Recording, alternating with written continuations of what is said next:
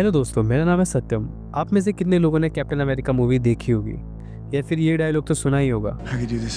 आज के टाइम में शायद ही कोई होगा जिसने कैप्टन अमेरिका मूवी ना देखी हो। लेकिन क्या आपने एक रियल लाइफ कैप्टन अमेरिका के बारे में सुना है? आज मैं आपको एक रियल लाइफ कैप्टन अमेरिका की कहानी सुनाने वाला हूँ जो 100% रियल है। दोस्तों, ये कहानी आपको बहुत इंस्पायर करने वाली है। मैं गारंटी देता हूँ ये स्टोरी आपको रुलाएगी भी, डराएगी भी और आपको अंदर से जोश और जज्बे से भर देगी। तो कुछ खाने पीने का लेकर बैठ जाओ, क्योंकि आज जो सस्पेंस और थ्रिल आपको महसूस होगा वो आपको किसी मूवी में भी नहीं मिलेगा। साउथ वियतनाम के जंगलों में 3 बड़े हेलीकॉप्टर जो एक खतरनाक मिशन पर निकले थे। हेलीकॉप्टर्स में 12 यूएस स्पेशल फोर्स के जवान थे। उनके हाथ में M16 ऑटोमेटिक राइफल और ग्लॉक 17 पिस्टल्स थी। उनका मिशन था एनिमी इंटेलिजेंस को गैदर करना, जो उन ट्रेंड सोल्जर्स के लिए एक छोटी सी बात थी। हेलीकॉप्टर ने एक परफेक्ट लैंडिंग स्पॉट ढूंढा और सोल्जर्स को जंगल में उतार दिया। लेकिन उन्हें यह नहीं पता था कि जंगल में छिपे 1000 वियतनामी सोल्जर्स AK-47 के साथ उनका इंतजार कर रहे थे। पहले सब नॉर्मल था, लेकिन अचानक से चारों तरफ से गोलियों की बौछार शुरू हो गई। वो 12 सोल्जर्स अपनी जिंदगी के लिए लड़ रहे थे और उनका हेलीकॉप्टर भी उन्हें छोड़कर जा चुका था। उन्होंने हिम्मत नहीं हारी, लेकिन एनिमी सोल्जर्स का प्रेशर इतना ज्यादा था कि उनमें से कुछ सोल्जर्स घायल हो गए और 2 तो शहीद भी हो गए थे। तभी 3 हेलीकॉप्टर्स वापस आए उन सोल्जर्स की मदद करने, पर वियतनामी सोल्जर्स ने हेलीकॉप्टर्स पर भी हैवी फायरिंग शुरू कर दी। हेलीकॉप्टर्स वापस बेस पर चले गए और उन 12 सोल्जर्स को बिल्कुल अकेला छोड़ दिया गया। उनके पास ना ही तो ज़्यादा गोला बारूद था और ना ही सपोर्ट, सिर्फ एक रेडियो बचा था। वो रेडियो का इस्तेमाल करके बेस पर कांटेक्ट करने में कामयाब हुए। बेस पर एक सोल्जर रॉय बेनिविडा रेडियो कॉल को रिसीव करता है। रॉय एक ब्रेव और काफ़ी एक्सपीरियंस वाला सोल्जर था।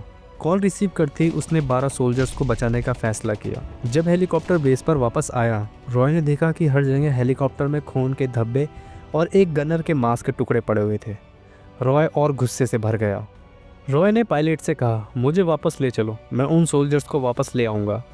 लेकिन पायलट पहले से ही काफ़ी डरा हुआ था। लेकिन रॉय के जज्बे को देखकर उसने हेलीकॉप्टर को वापस दुश्मनों के इलाके में ले जाने का फैसला किया। जैसे ही हेलीकॉप्टर जंगल में पहुंचा, हैवी फायरिंग शुरू हो गई और एक गोली सीधा जाकर पायलट के कंधे पर लग गई। पायलट हेलीकॉप्टर को लैंड नहीं करा पा रहा था और एक रॉय जो सोल्जर्स को बिना लिए वापस नहीं जाना चाहता था। रॉय ने बिना पैराशूट के ही हेलीकॉप्टर से छलांग लगा दी। पर रॉय की स्टोरी बस यहीं पर ख़त्म नहीं होती। उसका जज्बा और ब्रेवरी हर सोल्जर के लिए एक मिसाल है। आगे की कहानी आपको काफ़ी मोटिवेट करेगी और दिखाएगी कि इंसान अपने जज्बे से क्या कुछ नहीं कर सकता। ज़ोरदार गोलीबारी के चलते पायलट ने रॉय से बोला कि हेलीकॉप्टर को नीचे उतारना पॉसिबल नहीं है, तो रॉय ने बिना पैराशूट के ही सीधे नीचे छलांग लगा दी। जिस जगह रॉय कूदा था वहाँ से 12 मैन आर्मी सोल्जर्स बस कुछ ही दूरी पर थे, लेकिन वहाँ तक पहुँचना कोई आसान काम नहीं था। उस जगह पर सबसे ज़्यादा गोलीबारी हो रही थी। जैसे ही रॉय नीचे कूदा, दुश्मनों ने उस पर गोलियां बरसा दी। एक गोली रॉय के कमर में, एक हाथ में और एक पैर में लगी थी। दुश्मनों ने ग्रेनेड से भी अटैक किया, जिसकी वजह से कुछ सेकंड के लिए रॉय के कान सुन्न हो गए। लेकिन रॉय ने अपने आप को संभाला और भागते भागते 12 आर्मी के पास पहुँच गया। जैसे ही वो वहाँ पहुँचा, उसने सबसे पहले अपने घायल साथियों को मॉर्फिन के शॉट्स दिए। वहाँ किसी का हाथ टूट गया था तो किसी का पैर। रॉय ने सबको एक सेफ पोजीशन पर रखा और फिर एक हीरो की तरह दुश्मनों की बंदूकें उठाकर दुश्मनों पर ही फायरिंग करना शुरू कर दिया। रॉय की फायरिंग इतनी इंस्टेंट थी कि दुश्मनों को लगा कि वहाँ सिर्फ एक नहीं, काफी सारे सोल्जर्स हैं। धीरे धीरे दुश्मन पीछे हटने लगे और रॉय ने अपने साथियों को एक एक करके सेफ जगह ले जाने का, लेकिन गोलियां अभी भी लगातार चल रही थी। रॉय ने स्मोक ग्रेनेड का यूज करके हेलीकॉप्टर को लैंड कराने का सिग्नल दिया। 12 मैन आर्मी के 8 सोल्जर्स सेफ जगह पहुंच चुके थे, लेकिन बाकी के 4 सोल्जर मर चुके थे।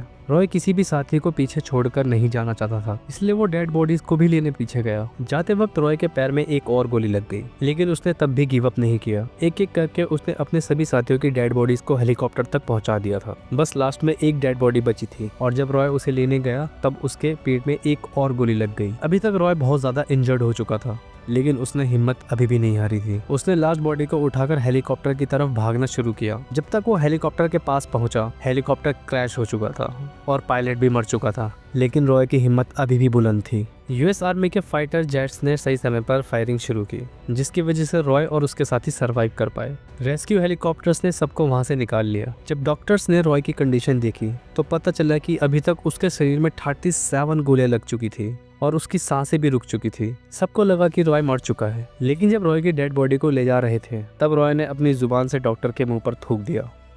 इसका मतलब था कि रॉय अभी भी जिंदा था। रॉय को तुरंत हॉस्पिटल भेजा गया और कई सालों के ट्रीटमेंट के बाद वो बिल्कुल फिट हो गया। उसने फिर यूएस आर्मी के लिए कई सालों तक सर्विस की और अपने नाम को हिस्ट्री में दर्ज करा लिया। अब जरा रॉय की अर्ली लाइफ के बारे में भी जान लेते हैं। एंड ट्रस्ट मी, उनकी ये स्टोरी आपको किसी भी मोटिवेशन स्पीकर के भाषण से 10 गुना ज़्यादा मोटिवेट करेगी।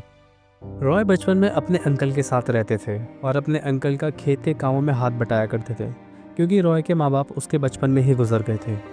इसलिए रॉय की पढ़ाई भी सही से नहीं हो पाई थी।